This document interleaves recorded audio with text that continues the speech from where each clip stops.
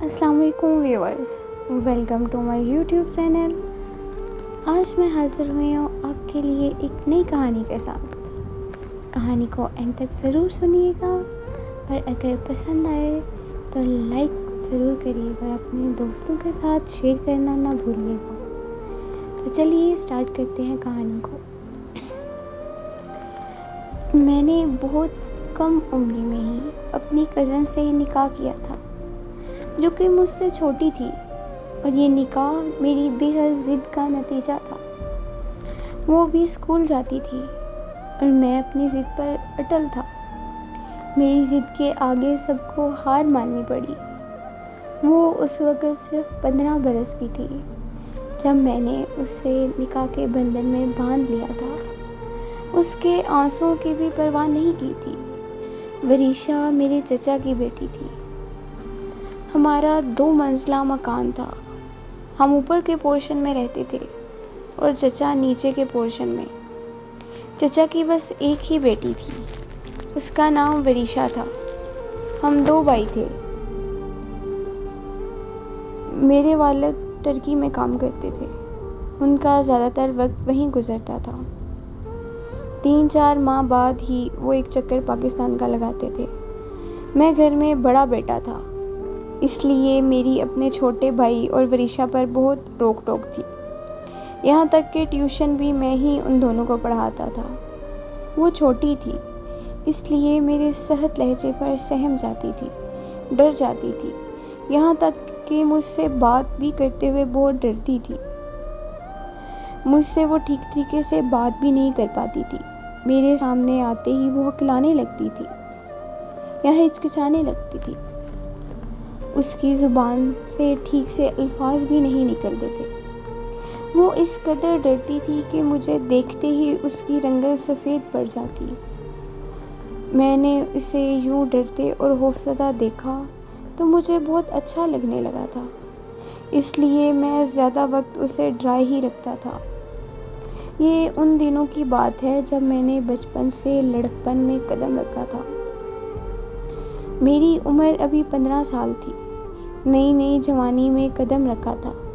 والد سر پر نہ تھے، اس لیے اسکول کے لڑکوں کے ساتھ مل کر میں نے سگریٹ پینی شروع کر دی۔ اس وقت وریشا بس 7 سال کی تھی اور میرا بھائی بھی اسی کی عمر کا تھا۔ وہ دونوں مجھ سے ٹیوشن پڑھتے تھے۔ ایک بار چھوٹے بھائی کی طبیعت ٹھیک نہیں تھی، مجھے اکیلے ہی وریشا کو ٹیوشن پڑھانی تھی، تو اس نے نیٹ کا فراک پہنا ہوا تھا، بہت خوبصورت لگ رہی تھی۔ میں اس کو چھیڑ رہا تھا۔ وہ کہنے لگی، عمیر بھائی، مجھ سے آپ دور رہیں، مجھے اچھا نہیں لگ رہا، اور پلیز مجھ سے دور رہیں۔ اس کی بات سن کر مجھے میری غلطی کا احساس ہوا۔ میں نے کہا ٹھیک ہے۔ دوبارہ میں نے اس کو نہیں چھوا۔ اسے جلدی سے ہوم ورک کروا کے کمرے سے باہر بھیج دیا۔ پتہ نہیں کیوں وریشا میرے دماغ میں سما گئی تھی۔ میں ہر وقت اسی کے بارے میں سوچتا رہتا تھا۔ مجھے بہت اچھی لگنے لگی تھی۔ میں نے خود کو جھٹکا اور پھر باہر کرکٹ کھیلنے چلا گیا۔ میں نے کافی دن تک وریشا سے ٹھیک سے بات نہیں کی۔ مجھے احساس بھی تھا کہ اس کے ساتھ ایسی حرکت نہیں کرنی چاہیے تھی۔ چھوٹی اور کم گو تھی، لیکن پھر وہی بات، میں زیادہ سمجھدار نہیں تھا۔ نئے جذبات بدلے تھے، اور دوسری چیز تھی کہ سگریٹ میں اب اپنے کمرے میں اکیلا رہتا تھا۔ جب سے سگریٹ پینی شروع کی تھی، میں نے اپنی والدہ سے کہہ دیا تھا، اب میں بڑا ہو گیا ہوں، مجھے الگ کمرہ چاہیے تھا۔ کہ 10ویں جماعت کا جو ایگزام پاس کیا تو میرے کافی اچھے نمبر آئے تھے، کیونکہ میں پڑھائی میں بہت اچھا تھا۔ ان دنوں میرے والد بھی ٹرکی سے پاکستان آئے ہوئے تھے۔ میں نے ان سے موٹر سائیکل لینے کی فرمائش کی تھی۔ میرے بابا نے مجھے موٹر سائیکل بھی لے دی۔ پھر تو میری آوارہ گردیاں بڑھنے لگی تھی۔ کبھی کبھی میں اپنے چھوٹے بھائی کو بھی لے جاتا، آئس کریم کھلانے لے آتا، کبھی باہر گھماتا، لیکن بہرحال میرا رویہ ویسا ہی تھا، اور وریشا کو دیکھ کر، اس کی آنکھوں کے خوف کو دیکھ کر نہ جانے کیوں اس پر رعب جماتا رہتا تھا۔ ایک بار میں شام کو کرکٹ کھیلنے گھر سے باہر گیا، اور جب میں اپنے کمرے میں آیا تو وہ پہلے سے میرے کمرے میں موجود تھی۔ اس کے ہاتھ میں میرے سگریٹ کی ڈبیا تھی اور لیٹر اس نے پکڑ رکھا تھا۔ یہ دیکھ کر میں تو ڈر ہی گیا تھا۔ میں نے فوراً سے اپنے کمرے کا دروازہ بند کیا، تیز قدم اٹھاتا اس کے پاس آ کر کھڑا ہوا۔ وہ اپنے دھیان کھڑی تھی، میری طرف اس کی پشت تھی۔ میں نے اس کا بازو زور سے پکڑا، اس کو سیدھا کیا اور اس کے ہاتھ سے سگریٹ لے کر اسے غصے سے ڈرایا تو وہ 2 قدم پیچھے ہٹ گئی۔ میں نے کہا، میرے کمرے میں کیا کر رہی تھی تم؟ میرا لہجہ تھوڑا بلند ہوا تھا۔ اس کی تو جیسے جان ہی نکل گئی تھی، چہرے کی ہوائیاں اڑ گئی تھی۔ کہنے لگی، عمیر بھائی، میں نے کہا، یہ ہکلانا چھوڑو اور سیدھا سیدھا بتاؤ کرنے کے لیے کیا آئی تھی؟ یہاں پر میرے کمرے میں کیوں آتی ہو تم؟ وہ رونے لگی، کہنے لگی، تائی اماں نے کہا تھا ذرا چادر سیدھی کر دو۔ مجھے نہیں پتا تھا یہاں سگریٹ پڑی ہے۔ اصل میں اپنے چچا سے ڈرتا تھا۔ والد یہاں تھے نہیں، اس لیے چچا میری اور چھوٹے بھائی کی ایکٹیویٹیز پر کڑی نظر رکھتے تھے۔ ان کے سامنے میں بالکل انسان کا بچہ بن کے رہتا تھا۔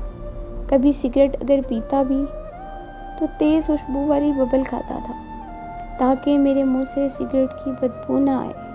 مجھے یہ ڈر تھا کہ اگر وریشا کے منہ سے چچا کے سامنے کچھ نکل گیا تو میری شامت پکی ہے۔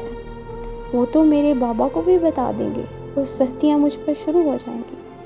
میں نے کہا، اگر تمہاری زبان سے یہ بات نکلی کہ میں سگریٹ پیتا ہوں، کسی کے سامنے بھی تم نے کچھ بھی کہا، تو اماں کے سامنے یا چچا کے سامنے یا چچی کے سامنے، وریشا، میں تمہاری جان لے لوں گا۔ وہ خوف کے مارے کپ کپانے لگی تھی۔ میرے غصے کو دیکھ کر اس کی جان نکلتی تھی۔ نفی میں سر ہلانے لگی، کہنے لگی کسی سے کچھ نہیں کہوں گی۔ پھر اس کے بعد وہ کبھی میرے کمرے میں نہیں آئی۔ ایک بار چاچو بڑے غصے سے میرے کمرے میں رات کے 12 بجے آئے تھے۔ میں اس وقت سگریٹ پیتے ہوئے ویڈیو دیکھ رہا تھا۔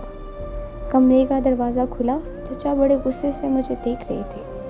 میرے ہاتھ میں سگریٹ تھا، موبائل تھا۔ چچا کو اپنے سامنے دیکھ کر میں بری طرح سے بوکھلا کر رہ گیا۔ اس سے پہلے کہ موبائل بند کرتا، چچا میرے پاس پہنچ گئے، سگریٹ چھینی، میرے ہاتھ سے موبائل پکڑ کر دیکھنے لگے۔ میری تو گویا جان ہی نکل گئی۔ میری والدہ بھی تھوڑی دیر بعد اندر آ گئی تھی۔ کہنے لگی، منور کیا ہوا ہے؟ لیکن انہوں نے تو میری ماں کی کوئی بات ہی نہیں سنی۔ ایک زوردار تھپڑ میرے منہ پر مارا تھا۔ کہنے لگی، بھائی صاحب یہاں نہیں ہے تو تم یہ کام کرو گے؟ شرم نہیں آتی؟ سگریٹ پیتے ہوئے میری جان نکلی تھی کہ انہیں کیسے پتا چلا۔ امی بھی مجھے غصے سے دیکھنے لگی۔ چچا نے 2-4 تھپڑ لگاتار میرے منہ پر مارے تھے۔ شور کی آواز سن کر بچے اوپر آ گئے، چھوٹا بھائی بھی آ گیا، بس وریشا نہیں آئی تھی۔ میں سمجھ گیا تھا کہ اسی نے میری شکایت لگائی ہے۔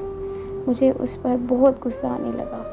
میں سوچ چکا تھا کہ اس لڑکی کو چھوڑوں گا نہیں۔ وہ 10 سال کی ہو چکی تھی اور میں 17 سال کا تھا۔ 12ویں جماعت میں پڑھتا تھا، اور اس عمر میں لڑکے اپنی اڑان ہی میں اڑتے ہوتے ہیں، کسی کے روپ میں نہیں آتے۔ سمجھتے ہیں کہ ہماری ہی بادشاہت ہے، اور اپنی ہی بادشاہت کرنا اچھا بھی لگتا ہے۔ مجھے اپنے چچا سے تھپڑ کھاتے ہوئے وہ اپنے منہ پر کم اور اپنے اندر زیادہ محسوس ہوئے تھے۔ میں جیسے سب کے سامنے ہاتھ جوڑ کر معافی مانگی اور کہا کہ آئندہ تو ایسی ویڈیو نہیں دیکھوں گا اور نہ ہی سگریٹ پیوں گا۔ چچا کا غصہ تھوڑا کم ہوا تو میری والدہ کے پاس آ کر کہنے لگے، بھابھی، آپ اسے رات کو موبائل نہیں دیں گی؟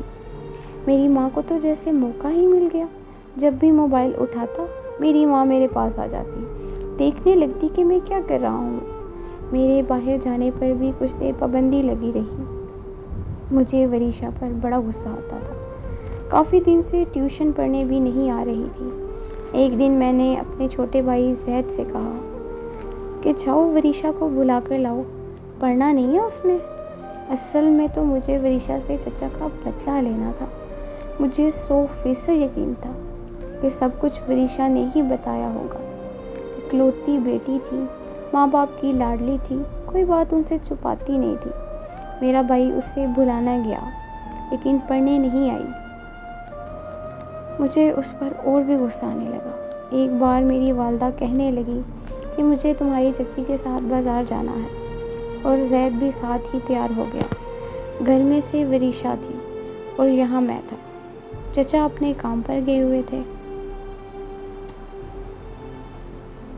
چچی مجھ سے کہنے لگی کہ وریشا اس وقت سو رہی ہے، ورنہ میں اسے بھی بازار لے جاتی۔ تم ایسا کرو، اپنا پورشن بند کر کے نیچے ہی آ جاؤ، نیچے آ کر بیٹھ جاؤ۔ میں نے کہا ٹھیک ہے، آپ جائیں، بے فکر ہو جائیں۔ مجھے تو جیسے موقع کی تلاش تھی۔